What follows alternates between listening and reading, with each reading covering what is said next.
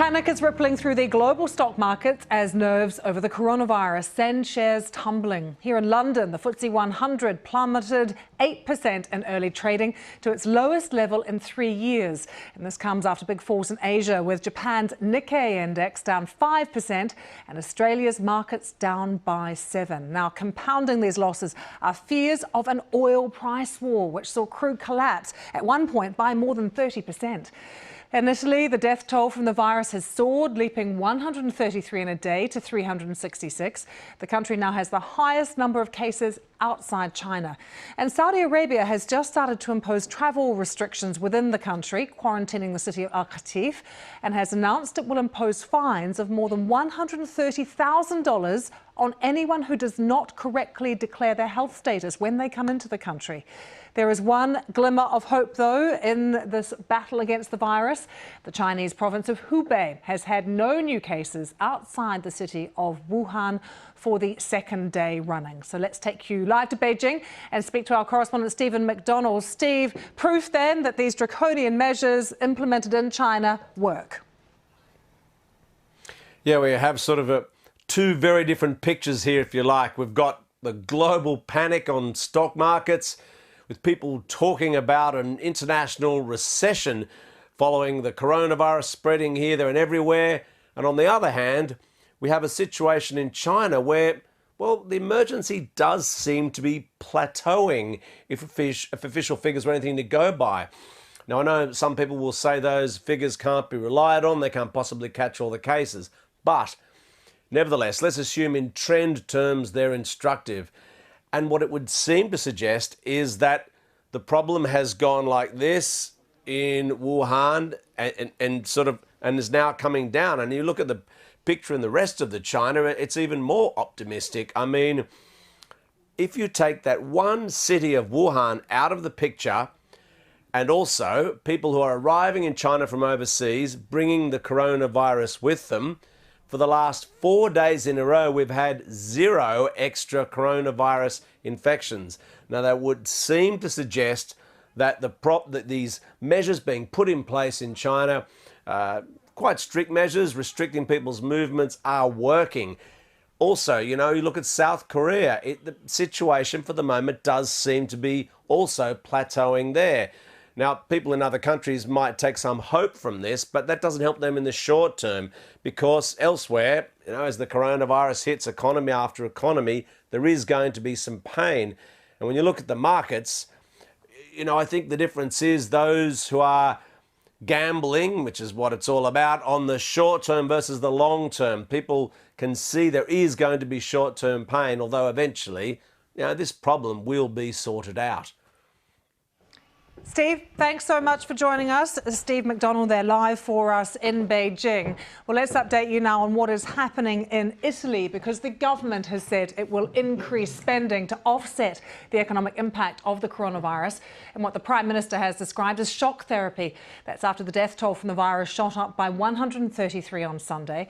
The total number of infections has also increased dramatically. Strict measures have been introduced to reduce social interaction, especially in the northern regions, which are the worst affected areas.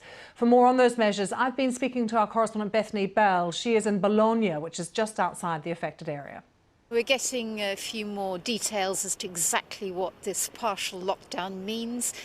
We're told that people are not allowed to leave Lombardy or to enter Lombardy unless they have very important, essential work-related reasons for doing so, or emergency family reasons. And people will be checked if they try to leave airports or train stations and asked to give their justification for their movements. People also have been encouraged to stay where they are within those regions to try and prevent the spread of the disease. Now, also we've seen lockdowns, as we heard, in Venice.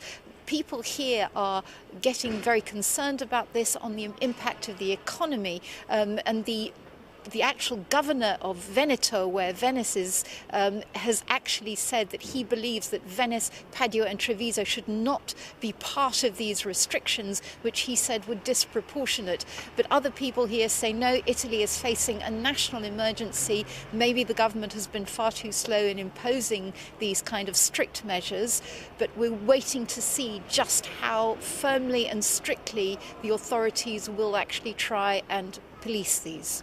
Bethany, you're in Bologna, but we have some live pictures coming to us of the place you were last week, right outside the Duomo, the cathedral in Milan. Empty streets there, so you can see as well the impact on daily life and the economy in a big city like Milan. But what about the healthcare system? What concerns are people expressing today about whether or not it will be able to cope? Well, the hospitals at the centre of this outbreak so far say they're really struggling, and this is in Italy's developed north. People have said that there are, in certain hospitals, they're having to set up intensive care units in corridors, and the fear is if this virus spreads to southern regions where the healthcare system is perhaps not so good, then this could be a really, really difficult situation for the country as a whole. And really, this is, I think, what is really spooking people. I spoke to a couple of people yesterday and they were saying that inside the zone in Piacenza, and they were saying that you hear the sound of ambulances all the time. It's really worrying people here. Well, to the cruise liner, which has been quarantined off the coast of California since an outbreak of coronavirus on board last Wednesday. It is due to dock at Oakland near San Francisco. The passengers are expected to begin disembarking shortly, with the sickest being allowed off first. Sophie Long is in San Francisco for us.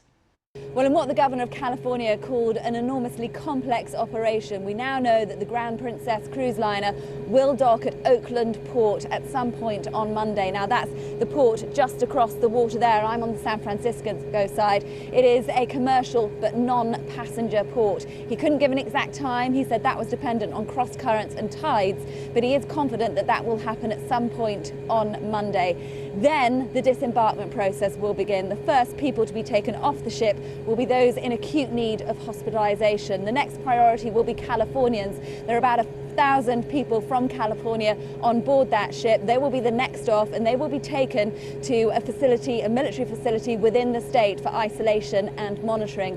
The next off will be other US citizens who aren't from California. They will be taken to Oakland Airport and taken on to facilities either in Texas or Georgia.